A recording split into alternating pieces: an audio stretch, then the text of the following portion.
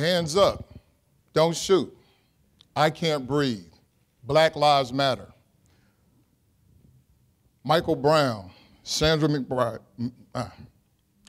Tamir Rice, Monroe Isidore, Trayvon Martin, Freddie Gray, Eric Gardner, martyr after martyr, male and female, from 12 years young to 107 years old.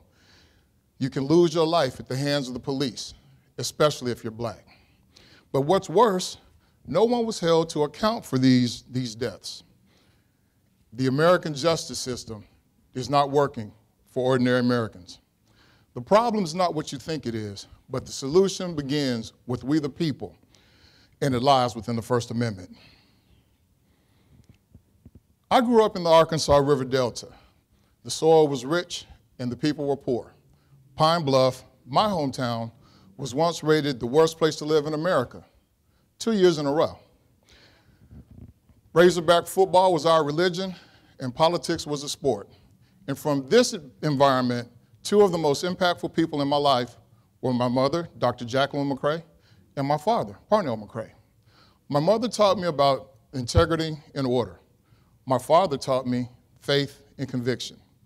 Both my parents were educators, and so they instilled in me a desire for higher learning.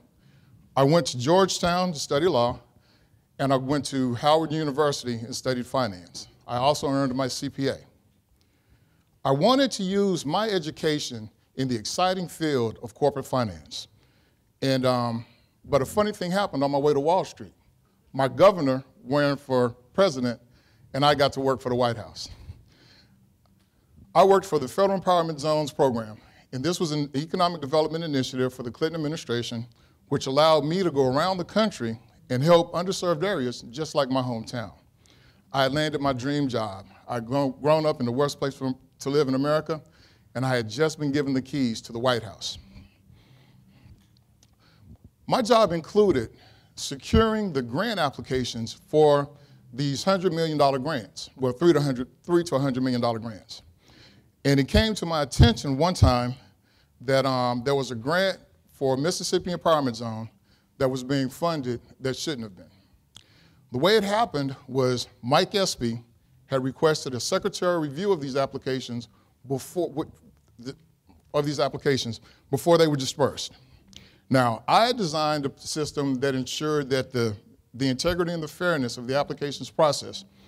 Unfortunately, a subjective review could allow improper political implications. So I went to my supervisor and I raised my concerns. And a cold chill went down my spine when I was told I was not the reason why. I was but to do or die. And so I left the office. At that point in time, I was a little shocked, a little surprised, because back then, there were a lot of strange disappearances and deaths associated with the Clinton administration. So I wasn't sure if this was a bad joke or an actual threat.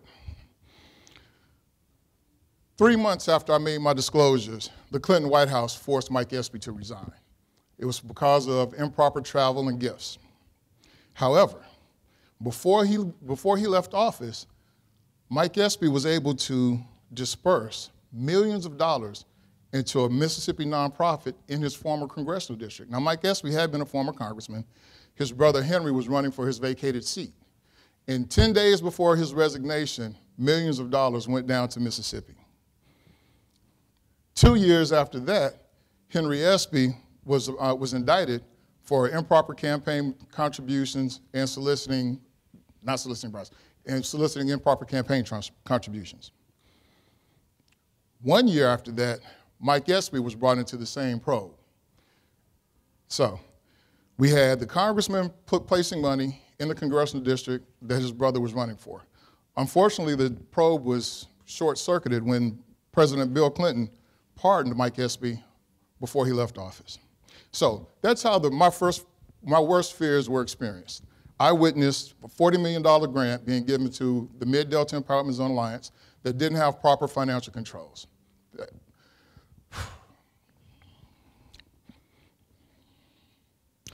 After that, Harold Latham, the executive director of the Mid-Delta Empowerment Zone, came to Washington asking for help. I was assigned to Arkansas, Tennessee, and Mississippi, and it was my job to help Harold, and so I did. Harold prepared to file a request an audit, and we went to the Office of Inspector General and the President's Initiative on Race. That's how I became a federal whistleblower, and that decision changed my life forever. I was subject to horrible retaliation, bullying, and intimidation, and 4 years after that, I wound up being forced out of federal service. I went on to file a $10 million federal lawsuit in federal district court alleging whistleblower racial discrimination and whistleblower retaliation. Now, my case was unusual because during the EEO process, USDA refused to cooperate and managers wouldn't sign their own affidavits. So I really had a perfect case. There was no evidence against me and there was no defense. But my problem was I was alone. I was a pro se litigant in federal court. I had to fight the Department of Justice by myself. Worse still, at that point in time, the judge who was assigned to my case was also presiding over the most significant antitrust case in history, Thomas Penfield Jackson. Some of you may know that name, but all of you know this name, Bill Gates. Thomas Penfield Jackson was the federal judge that broke up Microsoft. And I was before him without counsel. I begged my father for help. We got to get a lawyer here. Dad, I need money. I was coming home. We got to get money. But my father, he was a very proud man, and he hated lawyers. He hated all lawyers. And he also had faith in the justice system. My father told me, Mike, you've gone to a good school. You've got a great education. You can go to court by yourself. The judge will make sure that the government plays fair. Or so we thought. Long and short of it is that I wound up filing my complaint, and the government has 60 days to file an answer or a dispositive motion. Now, what was going on was the Justice Department was requesting extension after extension, delay after delay. As a matter of fact, they were granted half a dozen delays. Judge Jackson rubber-stamped everything that the government put in front of him.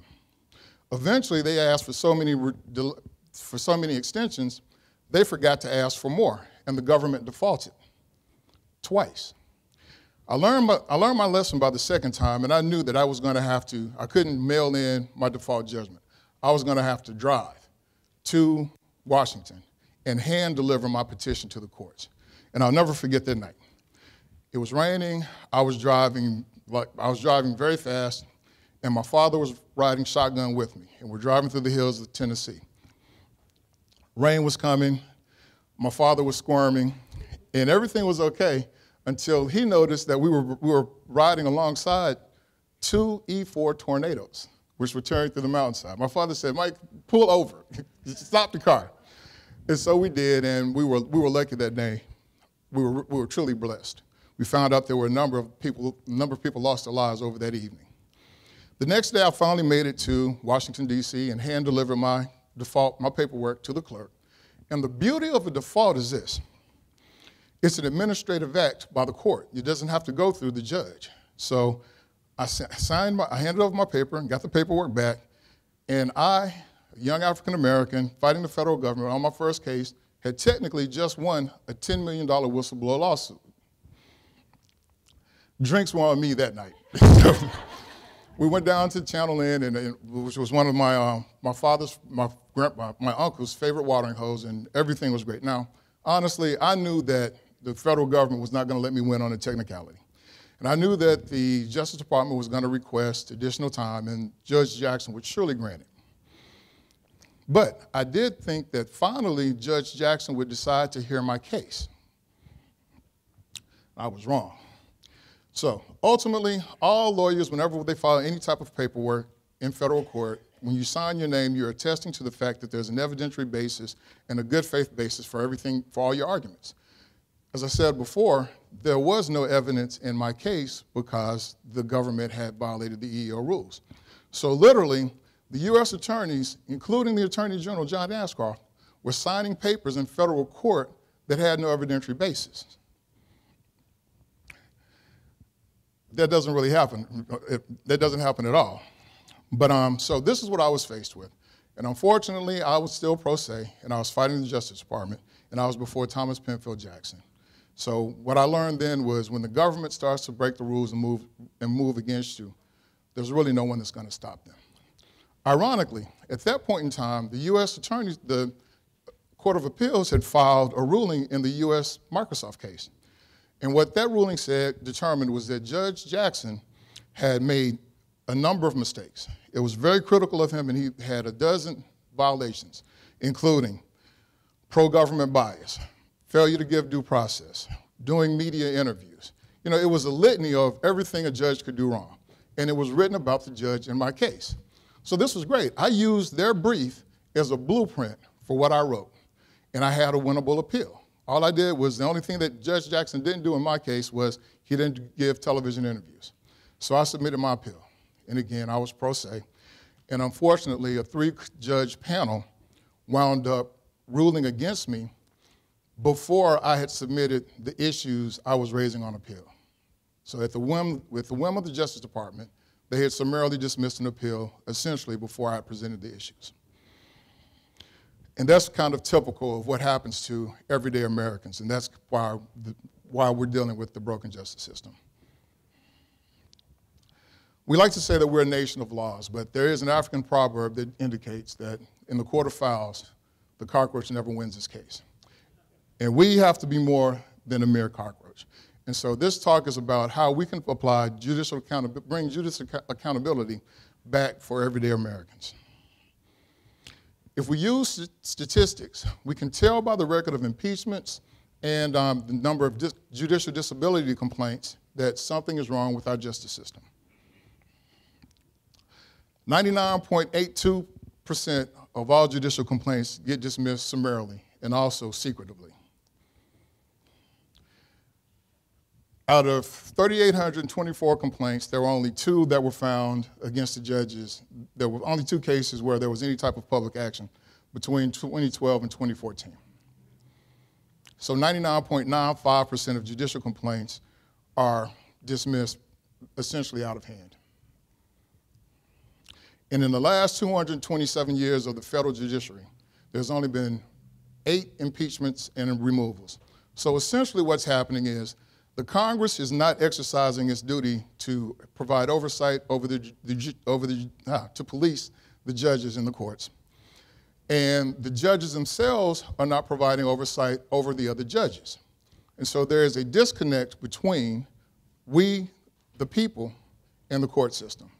And so my idea for today is that we have to bring accountability back to our justice system. And the way that we can do that is for investigative journalists, social scientists, and others to audit the courts and provide scholarly research on what happens in judicial cases, rulings, decisions, and complaints. And then publish those decisions, that research, in scholarly journals and also government reports. By using the First Amendment, we can apply the outside pressure to create the check that was given to us by the founders, but has been so sorely ignored by the courts and the Congress. President Abraham Lincoln said that we the people are the rightful masters of the Congress and the courts, not to overthrow the Constitution, but to overthrow the men who will pervert the Constitution. Thank you.